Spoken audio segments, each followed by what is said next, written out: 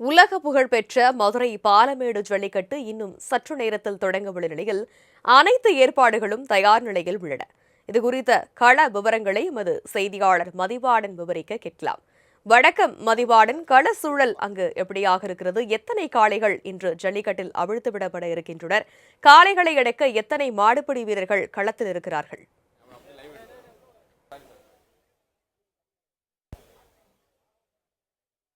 வணக்கம் தனலட்சுமி. தமிழர்களுடைய வீர விளையாட்டு மட்டுமின்றி தமிழர்களுடைய கலாச்சாரம் பாரம்பரியம் என்று சொல்லக்கூடிய இந்த ஜல்லிக்கட்டு விளையாட்டு போட்டியானது தை மாதம் முதல் நாள் ஒவ்வொரு ஆண்டும் மதுரை மாநகரில் மிக சிறப்பாக கொண்டாடப்படுவது வழக்கமான ஒன்று. அதனுடைய அடிப்படையில் நேற்று பார்த்தோமானால் மதுரை மாவட்டம் அவனியாபுரத்தில் மிக சரியாத காலை 7:20 மணிக்கு இந்த ஜல்லிக்கட்டு போட்டி என்பது தொடங்கி பல்வேறு பரிசு பொருட்களோடு குறிப்பிட்டு சொல்ல வேண்டும் என்று சொன்னால் கார், டிராக்டர் உள்ளிட்ட பல்வேறு பரிசு பொருட்களை தட்டிச் சென்றனர். இதனை அடுத்து தை 2ஆம் நாளான இன்று மதுரை மாவட்டம் பாலமேடு பகுதியில் இந்த ஜல்லிக்கட்டு போட்டி என்பது மிகச் சரியாக காலை 7 மணிக்கெல்லாம் தொடங்கவிருக்கிறது.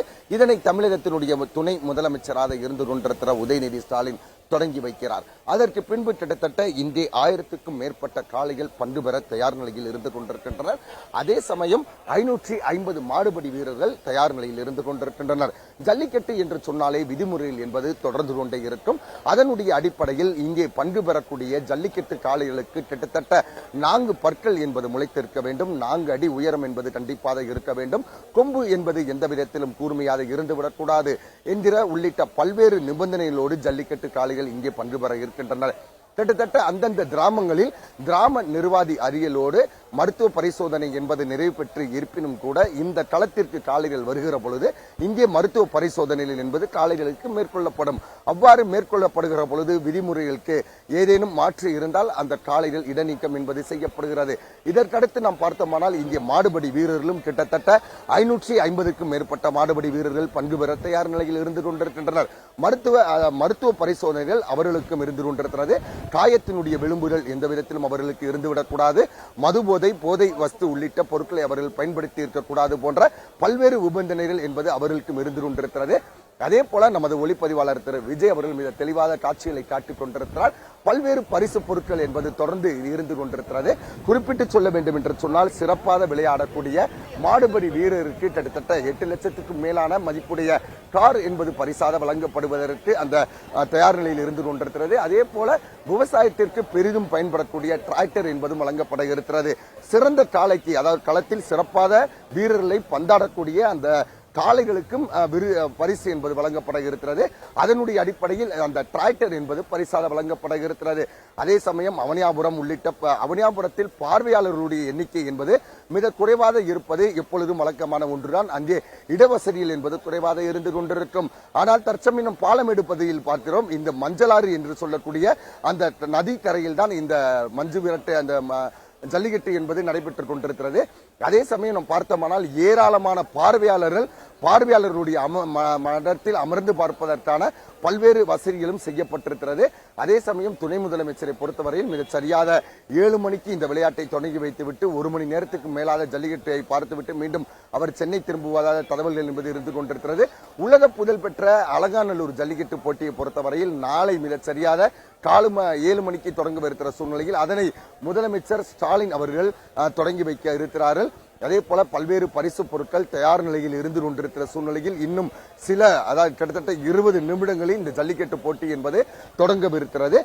இந்த ஜல்லிக்கட்டு போட்டி என்பது ஒவ்வொரு முறையும் தடை செய்யப்பட வேண்டும் என்று சொன்ன பொழுது மிகப்பெரிய போராட்டத்திற்கு உதவியாக இருந்த இளைஞர்களுக்கென மாணவர்களுக்கென தனி கூடாரம் என்பது அமைக்கப்பட்டிருக்கிறது. அதே போல இங்கே அந்த ஜல்லிக்கட்டு வீரர்கள் தற்சமயம் அந்த வாடிவாசல் பகுதி என்பதை காட்டிக் கொண்டிருக்கிறார். 1000க்கும் மேற்பட்ட காளைகள் இந்த வாடிவாசல் பகுதியில் இருந்துதான் நெறியாளர் அந்த வர்ணையோடு ஆவி வருவது என்பது வழக்கமான ஒன்று. சீறி வரக்கூடிய காளைகளை சினம் கொண்ட காளைகளாக அடக்குவதற்கு இந்திய இளைஞர்கள் தயார் நிலையில் இருந்து கொண்டிருக்கின்றனர். தமிழகத்தினுடைய துணை முதலமைச்சர் இங்கே வரக்கூடிய காரணத்தினால் ஏராளமான போலீசாரும் தொடர்ந்து பாதுகாப்பு பணியில் ஈடுபட்டுக் கொண்டிருக்கின்றனர். கிட்டத்தட்ட 2500க்கும் மேற்பட்ட போலீசார் பாதுகாப்பு பணியில் ஈடுபட்டுக் கொண்டிருக்கின்றனர். ஜல்லிக்கட்டு வீரர்களை பொறுத்தவரையில் ஒவ்வொரு முறையும் ஒரு வேண்டுகோள் வைப்பது என்பது முக்கியமானதாக பார்க்கப்படுகிறது. காயங்கள் படுகிற பொழுது அவர்களுக்கான மருத்துவ காப்பீட்டு திட்டம் என்பதை நிச்சயமாக கொண்டு வந்திட வேண்டும். அதே போல உயிர் இழக்கிற பட்சத்தில் அவர்களுக்கான அந்த அரசு வேலை வாய்ப்பு என்பதையும் வழங்கிட வேண்டும் உள்ளிட்ட பல்வேறு கோரிக்கைகள் இருந்து கொண்டிருக்கிறது.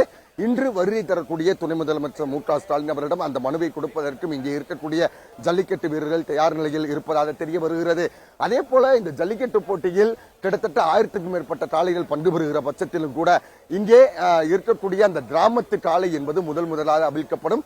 அந்த காளை யாரும் நிச்சயமாக பிடிக்க மாட்டார்கள் என்பது கிராமத்தினுடைய விதிமுறைகளாக இருந்து கொண்டிருக்கிறது. சைக்கிள், பீரோ உள்ளிட்ட தங்க நாணயங்கள், அண்டா குண்டா என்று சொல்லக்கூடிய பல்வேறு பொருட்கள், பரிசு பொருட்கள் தயார் நிலையில் இருந்து கொண்டிருக்கிறது. பாலமேடு அலங்காநல்லூர் பகுதியில் ஏராளமான அயல்நாட்டு விருந்தினர்கள், அதாவது வெளிநாட்டு பயணிகள் என்று சொல்லக்கூடிய சுற்றுலா பயணிகளும் வருகை தருகிற பொழுது அவர்களும் இங்கே வந்து பார்ப்பதற்கான பல்வேறு வசதிகள் இருந்து கொண்டிருக்கிறது.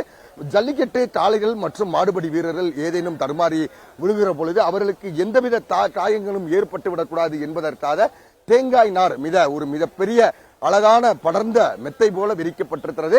ஜல்லிக்கட்டு வீரர்கள் விழுகிற பொழுதோ அல்லது காளைகள் தடுமாறி விழுகிற பொழுதோ அவர்களுக்கு எந்தவித காயங்களும் ஏற்படாமல் இருப்பதற்காகத்தான் இந்த மெத்தை விரிப்பு என்பது போடப்பட்டிருக்கிறது. நாம் பார்த்துக் கொண்டிருக்கிறோம். தொடர்ந்து பார்வையாளர்களுடைய அந்த எண்ணிக்கை என்பது வந்து கொண்டிருக்கிறார்கள். அவர்களுக்கென தனி அனுமதி என்பது கொடுக்கப்பட்டிருக்கிறது. துணை முதலமைச்சர் வருகை தருகிற காரணத்தினால் அவர்களுடைய பார்வையாளர்களுடைய எண்ணிக்கை என்பது தற்சமயம் குறைக்கப்பட்டு அவர் சென்ற பிறகு அவருடைய பாதுகாப்பு நலன் கருதி அவர் சென்ற பிறகுதான் இங்கே ஏராளமான பார்வையாளர்கள் வந்து பார்ப்பதற்கான வசதி வாய்ப்புகள் ஏற்பட்டிருக்கிறது. தமிழனுடைய கலாச்சாரமும் பாரம்பரியமும் வீரமும் நிலைநிறுத்தப்படக்கூடிய 2வது நாளாக பார்க்கப்படுகிறது இந்த நாள். தனலட்சுமி, கள விவரங்களை மிக தெளிவாக வழங்கியமைக்கு நன்றி மதிவாணன்.